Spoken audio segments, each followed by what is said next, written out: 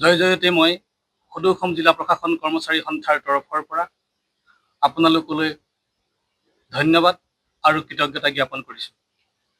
আপোনালোকে হৈছে আমাৰ একমাত্ৰ মাধ্যম, যিটো মাধ্যমৰ জৰিয়তে সদৌ অসম জিলা প্ৰশাসন কৰ্মচাৰী সন্থাৰ যিমানবিলাক আমি কাৰ্যসূচী ৰূপায়ণ কৰি আহিছোঁ বিগত 2016 চনৰ পৰাই কণ্টিনিউৱাছলি। গতিকে আপোনালোকৰ এই মাধ্যমৰ জৰিয়তে আমি অসম চৰকাৰ তথা সমগ্ৰ অসমৰ জনসাধাৰণক আমি আমাৰ সমস্যাসমূহ দৃষ্টিগোচৰ কৰিবলৈ সক্ষম হৈ আহিছোঁ। আমি আপোনালোকক জনাবলৈ পাই অতি দুখিত এটাই কথাই যে আয়ুক্ত কাৰ্যালয়ৰ কৰ্মচাৰীসকলৰ যি বৈষম্যমূলক দৰমহাৰ গাঁথনি, সেই দৰমহা গাঁথনিটো আমি আজি 2016 চনৰ পৰাই সংশোধন কৰিবৰ কাৰণে অসম চৰকাৰৰ সাধাৰণ প্ৰশাসন বিভাগ, বিত্ত বিভাগক আমি বহু আবেদন নিবেদন কৰি আহিছোঁ, কিন্তু আজিলৈকে আমাৰ কোনো ধৰণৰ তেনেকুৱা ধৰণৰ আমি ফলপ্ৰসূ ৰিজাল্ট নাপালোঁ। আমাৰ আপোনালোকে জানে আয়ুক্ত কাৰ্যালয়টো হৈছে ডিব্ৰুগড়েই হওক বা গুৱাহাটীয়েই হওক, কামৰূপ মেট্ৰই হওক, মুঠতে জিলা আয়ুক্ত কাৰ্যালয়বিলাক হৈছে এখন মিনি ছেক্ৰেটেৰিয়েট। দিছপুৰৰ সচিবালয়ৰ পাছতেই আমাৰ আয়ুক্ত কাৰ্যালয়বিলাক। এই আয়ুক্ত কাৰ্যালয়বিলাকৰ যিসকল কৰ্মচাৰী, এই কৰ্মচাৰীসকলে বিভিন্ন সময়ত বিভিন্ন ধৰণৰ কাম কৰিব লগা হৈ আহিছে। কামৰ যি দায়িত্ব, কামৰ যি গুৰুত্ব, সেই কথাকে আমি বাৰম্বাৰ চৰকাৰক আমি উপস্থাপন কৰি আহিছোঁ।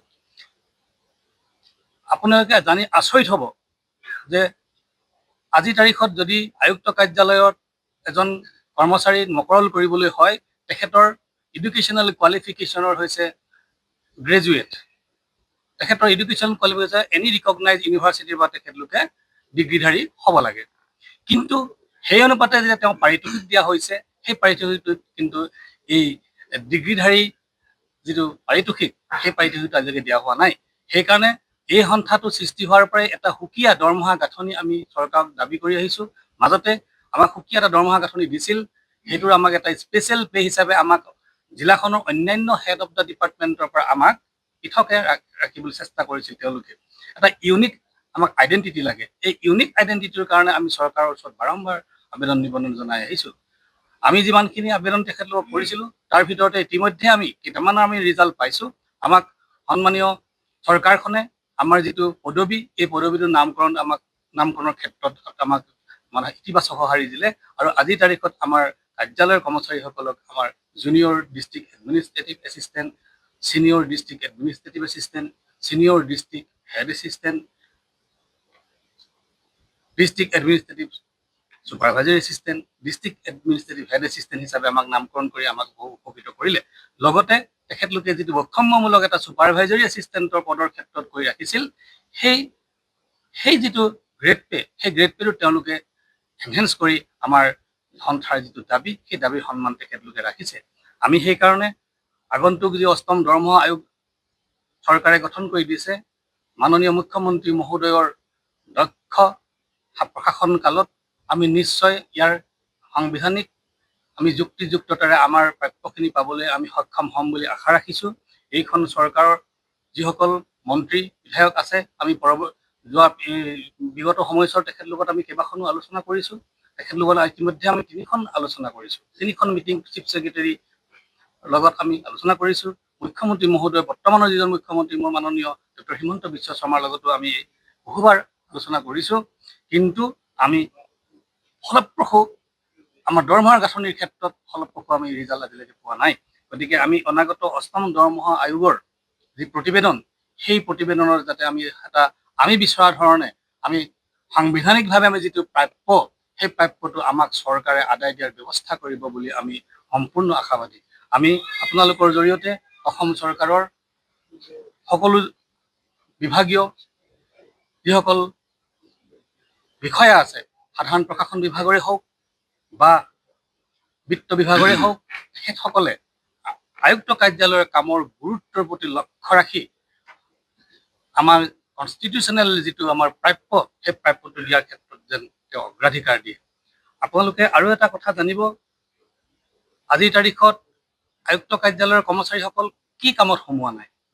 তেখেতসকলক আপুনি বানপানীয়েই কওক, তেখেতসকলক আমি ধুমুহা কথাই কওক, তেখেতক ইলেকশ্যনৰ সময়ত বুলিয়েই কওক, চৰকাৰী এনি কাইণ্ড অফ ইভেণ্ট পাতিছে, এনি জনহিতৈষীমূলক আঁচনি গভৰ্ণমেণ্টে লৈছে, সকলোবিলাক ইমপ্লিমেণ্টেশ্যন এজেঞ্চিটো হ'ল আয়ুক্ত কাৰ্যালয়। আয়ুক্ত কাৰ্যালয়ৰ কৰ্মচাৰীসকল নাথাকিলে চৰকাৰে কেনেধৰণৰ অসুবিধা পাব সেইটো তেখেতলোকক সদায় আমাক স্বীকাৰ কৰি আহে, কিন্তু কাৰ্যক্ষেত্ৰত আমাৰ সদায় প্ৰাপ্যৰ পৰা আমি বঞ্চিত হৈ আহিছোঁ।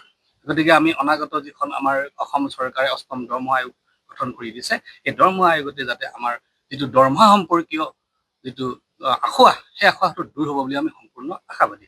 তাৰোপৰিও আমি আপোনালোকক ক'বলৈ, আমি আপোনালোকৰ জৰিয়তে অসম চৰকাৰক জনাব বিচাৰিছোঁ যে আপোনালোকে জানে যে সমজিলা কাৰ্যালয় কিছুমান এতিয়া অসমত সৃষ্টি হ'ল নতুনকৈ। এই সমজিলা কাৰ্যালয়বিলাকত যিটো ষ্টাফ পেটাৰ্ণ চৰকাৰে বান্ধি দিছে, সেই ষ্টাফ পেটাৰ্ণৰ মতে এতিয়ালৈকে মকৰল হোৱা নাই। গতিকে আমি ষ্টাফ পেটাৰ্ণ অনুসৰি চৰকাৰক অতি সোনকালে এই সমজিলা কাৰ্যালয়ৰ কৰ্মচাৰীখিনিক মকৰল দিবৰ কাৰণে আমি চৰকাৰক আপোনালোকৰ জৰিয়তে বিনম্ৰ অনুৰোধ জনাইছোঁ। তাৰোপৰি আমাৰ আৰু কিছুমান আখোৱা আছে। আমাৰ ৪ৰ্থ শ্ৰেণী কৰ্মচাৰীসকলৰ ক্ষেত্ৰত যিখন ২০১৭ চনৰ যিখন আমি পে ৰিভিজন কমিটিৰ যিখন আমি প্ৰতিবেদন পাইছিলোঁ, তাত ৪ৰ্থ শ্ৰেণী কৰ্মচাৰীসকলক কোনো ধৰণৰ প্ৰমোচনমূলক আমি তথ্য নাপালোঁ। গতিকে এইবাৰ আমি চৰকাৰলৈ অনুৰোধ জনাম, পে কমিশ্যনলৈ আমি অনুৰোধ জনাম যে ৪ৰ্থ শ্ৰেণীৰ কৰ্মচাৰীখিনিকো প্ৰমোচনৰ ব্যৱস্থা কৰিব লাগিব। তেখেতসকল এজন ৪ৰ্থ শ্ৰেণীৰ কৰ্মচাৰী গোটেই জীৱনটো একেটা পোষ্টতে থাকি তেখেতৰ কৰ্মস্পৃহাও কমি আহে। হয়, চৰকাৰে এটা টাইম স্কেল দিয়ে 10 বছৰৰ মূৰে মূৰে, আমাক টাইম স্কেলটো আমি ক'ব বিচাৰোঁ, আমাক এটা গ্ৰেড আমি তৈয়াৰ কৰিবলৈ তেখেতলোকক আমি অনুৰোধ জনাব বিচাৰিছোঁ, যিটো গ্ৰেডৰ দৰমহাৰ গাঁথনিটো সুকীয়া হ'ব, নেক্সট গ্ৰেডৰ যিটো পে ষ্ট্ৰাকচাৰটো সুকীয়া হ'ব। তাৰোপৰি আৰু এটা আপোনালোকৰ জৰিয়তে আমি চৰকাৰক জনাব বিচাৰিছোঁ, সেইটো হ'ল আমাৰ ছাৰ্ভিচ ৰুল। 1967ৰ এখন ছাৰ্ভিচ ৰুল আমাৰ আছে, সেইটো কেৱল মাত্ৰ আয়ুক্ত কাৰ্যালয়ৰ কৰ্মচাৰীসকলৰহে সেইখন district ministerial service establishment rule. এই ৰুলখনত এতিয়া কেইটামান পষ্টহে সোমাই আছে। গতিকে আমি অসম চৰকাৰক আমি ইয়াৰ পৰাই প্ৰতিবেদন আমি ইয়াৰ পৰা অনুৰোধ কৰিছোঁ আপোনালোকৰ জৰিয়তে। আমি চৰকাৰক দৰ্খাস্তও দিম, চৰকাৰক আমি আমাৰ মেমৰেণ্ডামো দিম, যাতে এই পুৰণিকলীয়া যিখন ছাৰ্ভিচ ৰুল, সেই ছাৰ্ভিচ ৰুলখন মডিফাই কৰি আধুনিক যুগৰ লগত খাপ খাব পৰাকৈ এখন ছাৰ্ভিচ ৰুল তৈয়াৰ কৰিবৰ কাৰণে আমি গভৰ্ণমেণ্টক অনুৰোধ জনাবলৈ আজিৰ সভাই সিদ্ধান্ত গ্ৰহণ কৰিছে। তাৰোপৰি এই ছাৰ্ভিচ ৰুলখনত যিখিনি মানুহ আছে, আমি পে কমিশ্যনক জনাবলৈ আজি সিদ্ধান্ত লৈছোঁ, সেইটো হ'ল যেতিয়া পে কমিশ্যনে স্লেব তৈয়াৰ কৰি দিয়ে, আমাৰ আয়ুক্ত কাৰ্যালয়ৰ কৰ্মচাৰীসকলৰ যিটো পেজ সেইটো আমাৰ সুকীয়া হ'ব লাগে। আৰু জিলাবিলাকৰ যিবিলাক অন্যান্য হেড অফ ডিপাৰ্টমেণ্ট আছে আদাৰ দেন DC অফিচ, তেওঁলোকতকৈ আমাৰ দৰমহা সদায় এটা ইউনিক থাকিব লাগিব আৰু সদায় এটা ছেপাৰেট থাকিব লাগিব। আমি সেইকাৰণে সুকীয়া দৰমহা গাঁথনিৰ কথা চৰকাৰক কৈ আহিছোঁ। আৰু আমাৰ দুখজনক বিষয়, 16 চনৰ পৰাই আমি যিটো আজি তাৰিখত আৰপিত গ্ৰেড পে উল্লেখ আছে ৩য় শ্ৰেণীৰ কৰ্মচাৰীৰ ক্ষেত্ৰত, সেইটো তেখেতলোকে কৈ আছে যে নেক্সট পে ৰিভিজনত আপোনালোকক দিয়া হ'ব, নেক্সট পে ৰিভিজনত দিয়া হ'ব। সেইকাৰণে আমি আপোনালোকৰ জৰিয়তে সাধাৰণ প্ৰশাসন বিভাগকো আমি আজি উনুকিয়াই দিছোঁ যে তেখেতলোকৰ মাইনুটছত উল্লেখ কৰা সেই চুক্তিমতে, সেই প্ৰতিবেদন মাইনুটছৰ মতে যেন এই আয়ুক্ত কাৰ্যালয়ৰ কৰ্মচাৰী হৈ পে কমিশ্যনলৈ তেওঁলোকে লিখিব লাগিব। আৰু এইটো প্ৰস্তাৱ আজি আমি লৈছোঁ। গতিকে আপোনালোকক আমি অনুৰোধ জনাইছোঁ যাতে আয়ুক্ত কাৰ্যালয়ৰ কৰ্মচাৰীৰ যি সমস্যা, সেই সমস্যা আপোনালোকৰ প্ৰিণ্ট মিডিয়াৰ যোগেদি ৰাইজেও গম পাব, অসম চৰকাৰেও নিশ্চয় আমাৰ ফালে সুদৃষ্টি দি আমাৰ সাংবিধানিক প্ৰদত্তভাৱে যিখিনি আমি প্ৰাপ্য সেইখিনি দিয়াৰ বাবে অসম চৰকাৰেও সুব্যৱস্থা গ্ৰহণ কৰিব। ধন্যবাদ।